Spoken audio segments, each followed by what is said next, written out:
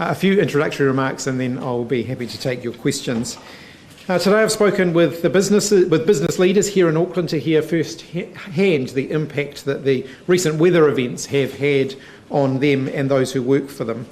This afternoon I'm going to see the Student Volunteer Army, who are doing an incredible job helping those in flood affected areas to clean up, and they're providing much needed support. Yesterday, as you might be aware, I went to Mangere where I saw the work so many volunteers have been putting in alongside our government agencies to make sure everybody is getting the support that they need in order to get through these really unprecedented events. Auckland remains in a local state of emergency and there has been damage to a number of roads. The advice remains to avoid non-essential travel and to stay out of floodwaters and away from damaged areas. There is still more severe weather forecasts in areas such as the Coromandel, Bay of Plenty and East Cape, with an orange weather warning in effect, and more rain is expected here in Auckland. So today, to help with the huge clean-up effort ahead, we are standing up Enhanced Task Force Green.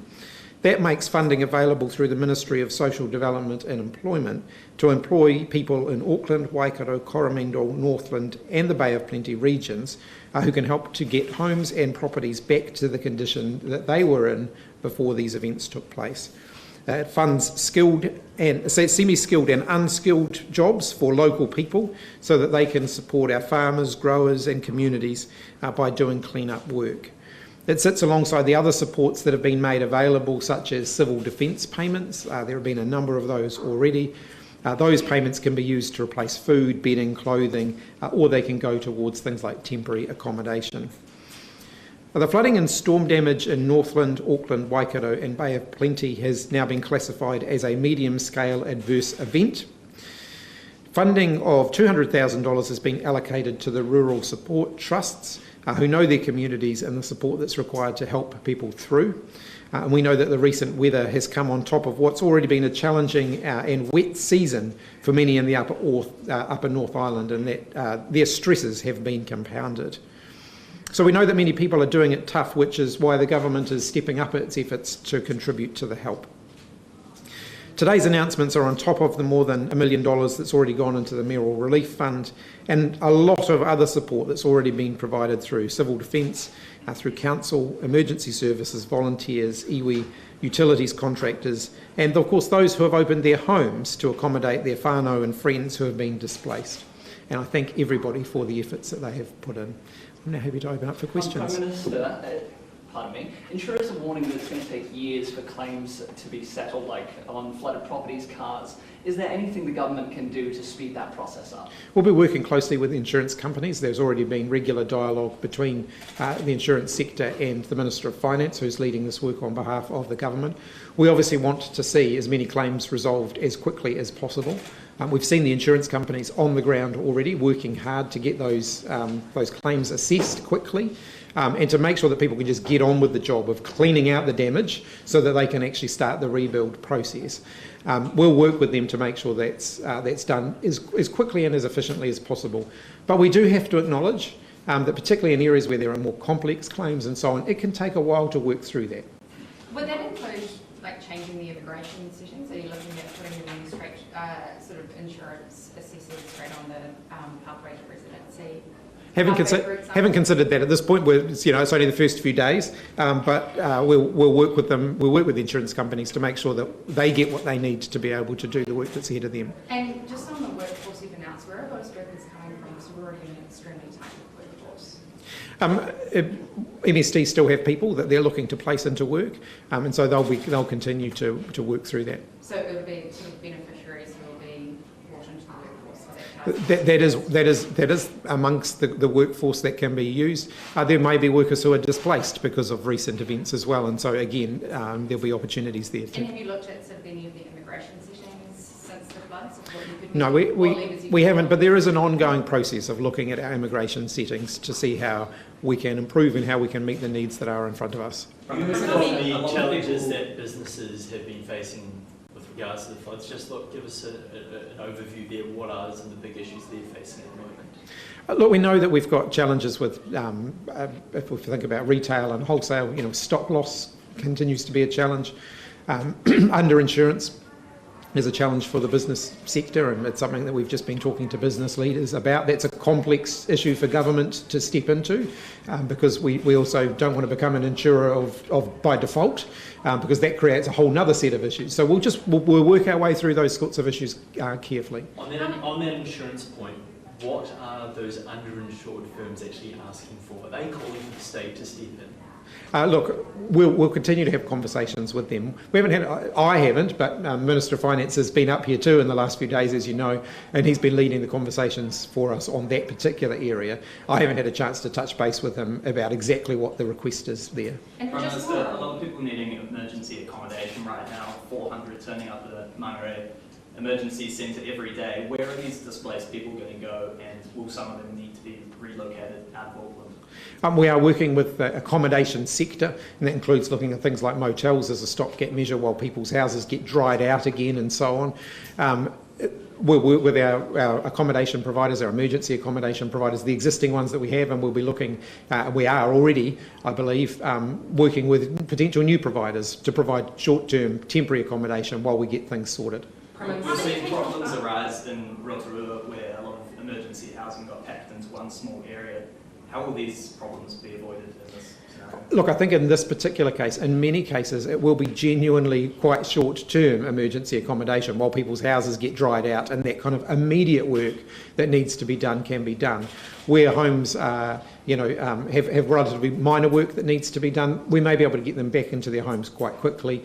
Where they're red-stickered and more significant work needs to be done, it may be longer. It may be that we can, there's no one-size-fits-all approach here. In some cases, people have got other places they can go. They can stay with extended family, or they can stay with friends. In other cases, they'll be looking for short-term accommodation, whether it's in a motel. In other cases, other rental accommodation. We'll work through that on a case-by-case basis. For uninsured whānau who've lost everything, where they were already on, using easy finance to buy the contents of their home, who now have nothing. Are you considering any hardship payments or funded or for those who've lost everything? So civil defence payments are available right now in this immediate period to deal with their immediate needs. So my request to those families is don't rush into anything. So make sure that you're accessing the support that's available right now to get you through, and talk to MSD and talk to the other support agencies who might be able to support you through that, including talking to your bank as well. But beyond that, would you consider a helicopter payment, for example, or a hardship equity fund like Te Whatu Māori have called for? Look, I'm not going to sort of make policy up on the fly. The main thing that we have to do right now is just support people through this immediate period. Of course, government is going to continue to look at how best we can support people whose lives have been turned upside down by the flooding. But you're not ruling out a helicopter payment? As you know, I don't go into the ruling in, ruling out game because I just think it's pointless. What I am saying... It's not pointless, because then, people could be looking at it and looking for hope. Well, ruling things in and out when you're still in day 4 of responding to an emergency doesn't really give people anything that's useful. Government will continue to look at what support is required and how best we can meet that need. So people will be being brought in for this task force, and how will this actually speed up kind of the recovery process? Through subsidising the wages of people, we can get more people on the ground, actually doing that basic clean-up work. So helping people to strip out their homes where they've been flooded, helping businesses to clear up the mess. We've got some military personnel on the ground now, and we've got more on the way as well. We've got our waste contractors. Waste is one of the big issues at the moment that central and local government are working together to make sure we get the best response possible. The last thing we want is new health hazards emerging, because there's a whole lot of waste piling up in areas which creates new problems. So we'll make sure that we work together to get as much of that waste out of the way as we can, so that people can then get on with the cleaning up job. Do you investigate just on the fuel tax, Infometrics analysis of the fuel subsidy is that it vastly benefits the rich over the poor. How can you justify extending it if this is the case? So we went through this yesterday. The challenge with fuel tax is that for families who have fixed incomes and fixed travel costs, i.e. they have to drop their kids to school and they have to get to and from work, they have to go and fill their car up every day anyway. This eases some of the financial pressure on those families. And so there is no easy way to target additional support to only a narrow group of people. This provides support to everybody. And I would also go on and say that in terms of some of the other claims that I've seen about it, it does have an impact on other areas of inflation like food prices, for example. The transport and logistics sector will say that fuel is one of their biggest costs, and they pass that cost on to consumers in the form of higher food prices. So if we're helping to keep that cost down, then that flows through into lower prices in other areas. The advice that we have had is that the reduction in fuel tax is actually anti-inflationary. It actually keeps the inflation rate lower than it would otherwise be if we put those taxes straight back on again. But So I why not something like fuel tax will Yeah. have to come off at some point, though. Well, inflation That itself will be inflationary. But inflation will also have to come down at some point, and that is certainly an area where we're very focused at the moment. So the decision to keep Auckland schools closed, where did that come from? Was that the Ministry of Education? The local emergency management teams here made a request to the Ministry of Education to issue a directive for schools to close, which the Ministry of Education then acted on. That was reviewed on a daily basis, and then as soon as it was safe to give the all clear for schools to go back, that decision was taken. This is always a really difficult balance for the Ministry of Education, because on the one hand you've got schools who want some certainty around what dates they should plan towards, and parents want to know that too, but then on the other hand everybody wants kids back to school as quickly as possible. Prime Minister, climate change in Three Waters is one of the top priorities in Waitangi today, among the iwi Leaders Forum. So what are you going to tell them? The government's there to continue the conversation and to continue to speak and to listen. I'm expecting a really good conversation with iwi leaders. It'll be my first opportunity to meet with them as Prime Minister. So it's an opportunity for them to get to know me a little bit and for me to get to know them as well. And I look forward to that discussion. Climate change continues to be a core priority for the government. The effects of climate change, as we can see here in Auckland, they are with us, and they are with us now. We need to keep working on that. Three Waters is actually part of that picture too. We've got to realise that we're going to see more of these extreme weather events. So things like stormwater and making sure that we're getting our infrastructure to the best state possible, that's actually going to be a part of our climate response too. And what do you think is the future for Māori when it comes to co-governance? Sorry, what was that? And what do you think is the future for Māori when it comes to co-governance in regards to Three Waters reform? Look, one of the things that I've said right from the beginning is I think that a very broad question like that, co-governance is a very broad concept, and in different contexts it means different things. We've got some very successful co-governance arrangements in place right now. Many of them have come through the treaty settlement process. They're very successful, and I don't propose to change those. But when it comes to broader conversations, including around Three Waters, I want to make sure that we're bringing all New Zealanders with us in that conversation. But do you think that because of that, Nanaia Mahuta lost her position because of the racism? No, as I've indicated, Nanaia Mahuta had two kind of conflicting roles. One as Minister of Foreign Affairs and one as Minister of Local Government, both of which require extensive travel and extensive engagement, one internationally and one domestically. And I think we'd reached the point where we needed to reconnect more internationally, and that's where I want her focus to be. Just on the Three Waters and co-governance. Rents rising in the wake of these floods as supply dwindles. Are rent controls being considered as an option to help stem the cost of living crisis? Not something I've looked at this point. Just In on terms the of Three flooding. Waters and co-governance. Whichever, you can choose. Just on the Three Waters and co-governance, you're talking about how you want to communicate it better. So in plain language, what is co-governance in the Three Waters process? Well, at the moment, it's a joint contribution to deciding who runs the Three Waters entities and what the overall strategy for the entity is. We haven't made decisions about what the future of that will be.